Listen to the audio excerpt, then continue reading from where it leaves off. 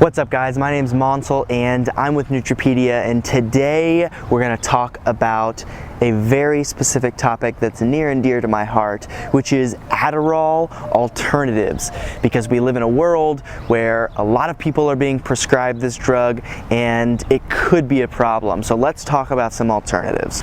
So guys, I'm going to run down 4 of the biggest side effects that come with using Adderall or other amphetamine-based drugs, and then I'm going to give you a few solutions and alternatives that you can use in order to wean yourself off of Adderall and then replace it with a different type of compound. Fick dein Tanktop, Sonny macht den Bankjob, Kay wird gefickt, es ist One Night in Bangkok, Van Damme, Street Fighter, was ist los jetzt so Freestyler, wenn ich komme, rappst du auf den Knien weiter, es ist mitten in der Nacht, ich bin draußen, Deutschrap hat schwarzes Haar und dunkelbraune Augen, sag, was willst du Opfer machen, wenn ich zu nem Wolf mutier, ich fick deine Mutter und dein Vater hängt. So first things first, I want to add a little disclaimer. I am not a doctor. I do not play a doctor on TV. So if you have ADHD or you have a diagnosis, speak with a doctor about this. Don't necessarily listen to my advice. That being said, Adderall and drugs like it, like Ritalin, Vyvanse, etc., are amphetamine-based drugs. And for many people, they're actually life-saving. They make it possible to do work, to be productive on a day-to-day basis. But for other people, they are not. And we are living in a world where 11% of children aged 4 to 17 years old are prescribed some type of amphetamine-based ADHD medication. The biggest problem is this number is on the rise. In 2003, that was 7.8%. We now have 11% of our children who are using amphetamine-based drugs. And like I said before, for some of them, this is life-changing. This makes it possible for them to function, but others, it's a real problem. So problem number 1 is Adderall and drugs like it actually impair cognitive performance in already high performers.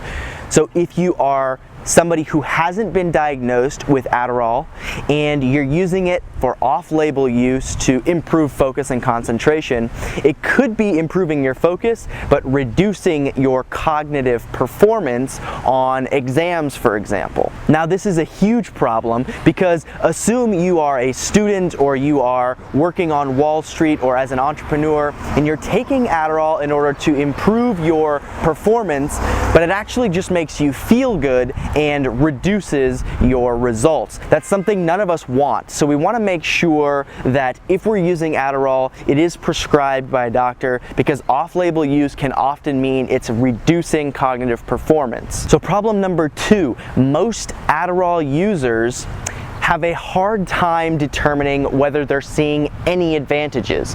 There are numerous studies that detect whether or not people are able to find cognitive advantages, and most of the time we experience cognitive enhancement, but that's different from what the results actually show. We might feel better and have a better mood, and that's actually what is clouding our judgment, even though Adderall is reducing our cognitive performance. So problem number 3 is withdrawal symptoms. Most people who take Adderall for a short period of time or even a long period of time experience significant withdrawal effects afterwards. For a lot of these lifelong Adderall users, getting off of the drug can come with severe headaches, a lack of focus, and many other problems physically that can create illness in a lot of different ways. Now later on, I'm going to talk about how to overcome these withdrawal symptoms and how to avoid them, but problem number 4 is more short-term, and it includes heart palpitations, poor sleep quality, and increased blood pressure. These are all things that are influenced by stimulant-based drugs, of which Adderall definitely is one. So now let's talk about the withdrawal symptoms, the effects,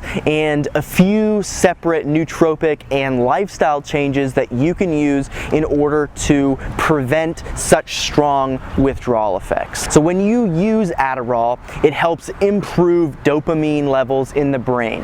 One of the biggest problems with Adderall is how much dopamine it dumps, and therefore how happy we can feel when we use this kind of drug.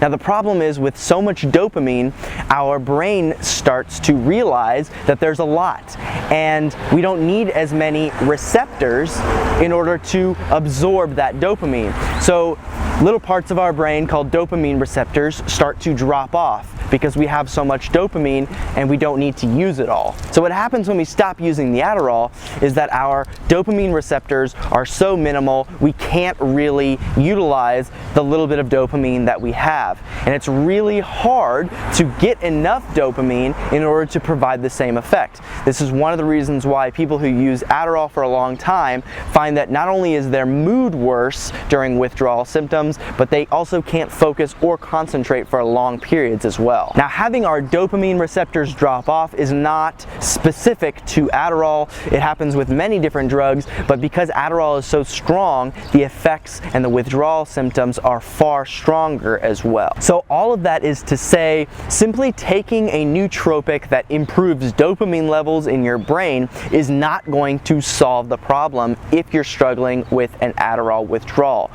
A couple compounds you might try include N-acetyl L-tyrosine, or NALT. NALT is a dopamine producing drug, and so is mucuna-pruriens, which provides L-dopa as a source of dopamine that can cross the blood-brain barrier. Now the problem with both of these, like I said, is that added dopamine isn't going to necessarily be helpful if our brain dopamine receptors have started to fall off. So sometimes this is a partial solution, but usually time is the only thing that's going to solve this problem. Now when you stop taking Adderall, your brain and your body experience a lot of stress. And one way to adapt to this stress is through adaptogenic herbs, one of which is called Rhodiola Rosea.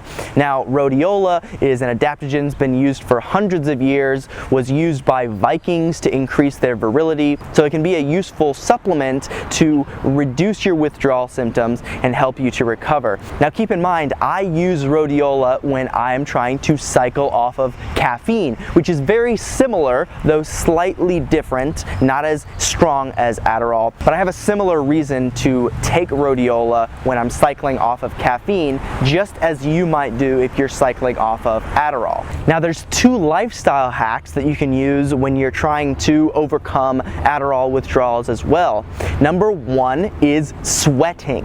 If you go out and you do a physical workout of some type, whether it be sprinting, running, biking, just make sure you get your heart rate up and you are sweating profusely, because the endorphins that can come with this exercise will help to remove some of the side effects of your withdrawal symptom. Now the reason endorphins are so great is because we can't necessarily push good feelings with the dopamine, so we have to utilize a different neurochemical, and endorphins are a great way to boost your mood when you might be feeling down as a result of coming off the Adderall. So the second lifestyle habit might seem odd, but social engagement can be really effective for improving chemicals like oxytocin, vasopressin, and even prolactin, and these chemicals are feel-good, mood-boosting chemicals that can improve your subjective well-being.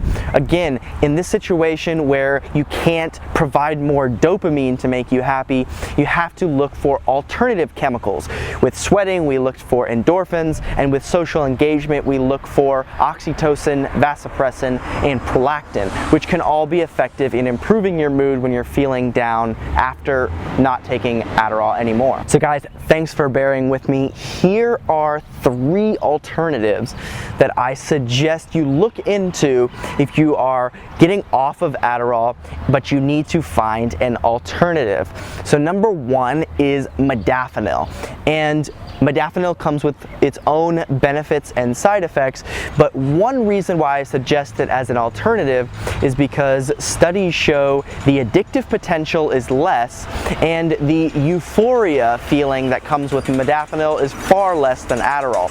So in both of these these situations, you have drugs that are improving dopamine levels and increasing focus and concentration, but with modafinil, it seems that the mechanisms are slightly different and it's a lot less risky than Adderall might be. So number 2 is phenylpiracetam. And phenylpiracetam is a member of the racetam family of drugs that is improving focus and concentration through different mechanisms than Adderall, caffeine, or even modafinil. Although phenylpiracetam does influence dopamine somewhat, there are a number of different effects, and I personally found through QEEG brain maps that phenylpiracetam acts similar to an ADHD medication. In fact, neuroscientist Dr. Andrew Hill told me explicitly that phenylpiracetam acts like an ADD med. So another possible recommendation might be caffeine plus ephedrine. However, I don't particularly recommend this.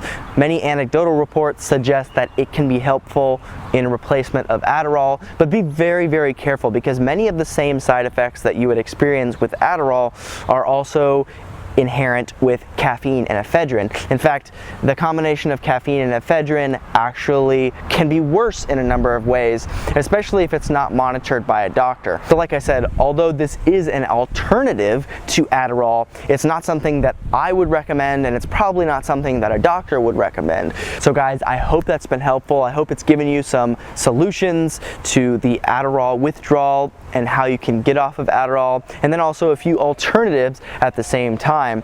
Just be careful, be sure you are speaking with a doctor if you have a diagnosis. Don't listen to me necessarily, but if you are trying to get off of your off-label use, then this should help you. And you guys, click the article right here, and I will see you next time. Yeah, fick dein Tanktop, Sonny macht den Bankjob, K wird gefickt, es ist one